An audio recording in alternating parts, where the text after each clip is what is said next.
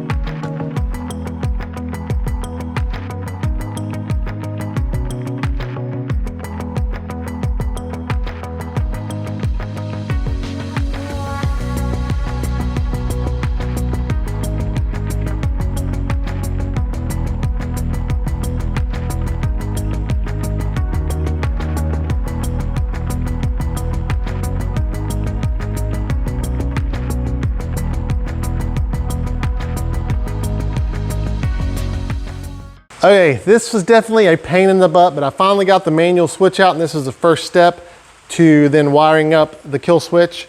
Now, I didn't watch any videos because I wanted to figure this out myself. All the screws are in a really weird position on this, so I had to drop the gas tank on this, move it back a little bit to get some extra room to take the shroud off the top, and then I went ahead and removed all the screws off the front, which I'm glad I did because it allows me to kind of move the front forward a little bit to be able to pull these wires out. So I don't know if I had to do it, but I think for me it was the best to do. Like I said though, the screws in this sucker are in weird positions.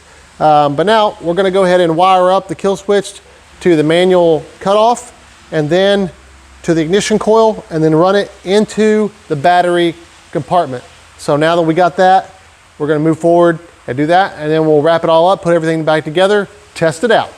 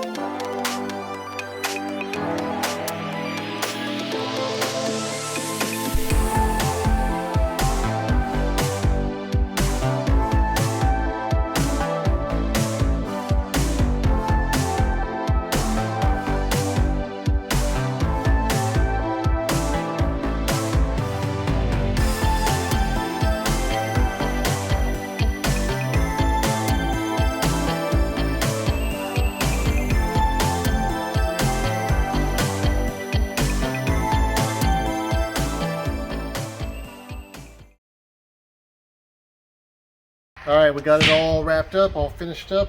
Now we're going to start it up and see if it works because it's on channel 6. We know that it cuts off and on like it should. So now we just got to test it.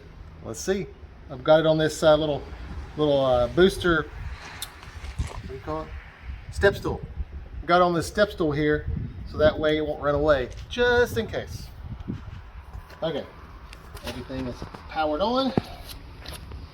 Got gas. Oh.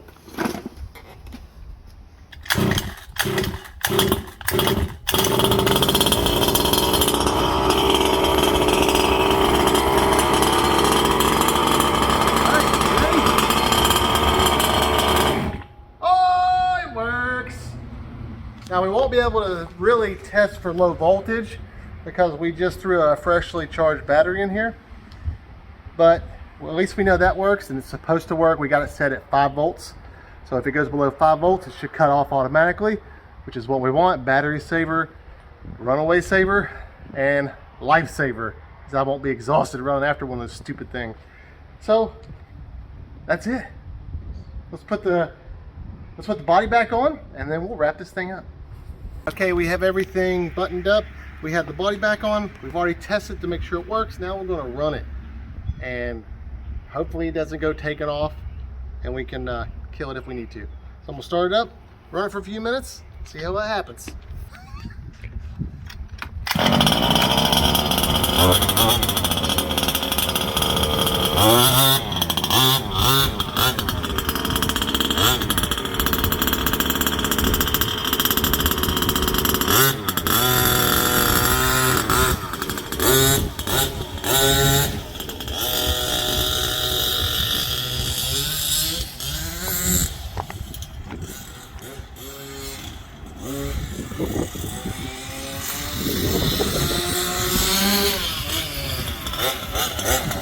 It works good. Alright, we're going to test it on the way back. I don't have to walk very far.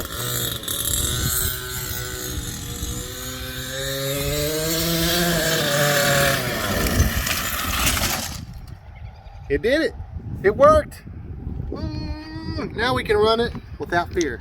Now, I still can't test the battery. We may just kind of run it on the next time we actually take it out and do some actual running. Let it run down to its 5 volts and see if it cuts off. But it works. So, lesson learned, put a kill switch in.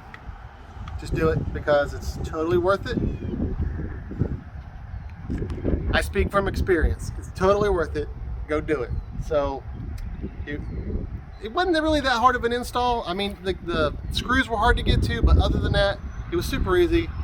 It may not be the same way on the Rovans, but we're going to do those off camera. We'll let you know about those if they're harder. I've heard that you may have to cut some wires on the Zenoa engines. All you have to do is just pop a lead off and put a new one on. Super simple. Just have to get to it, and that's the hard part. But with that said, that's going to end this video off. So thanks for joining us. God bless you. God bless America. Be empowered. Out.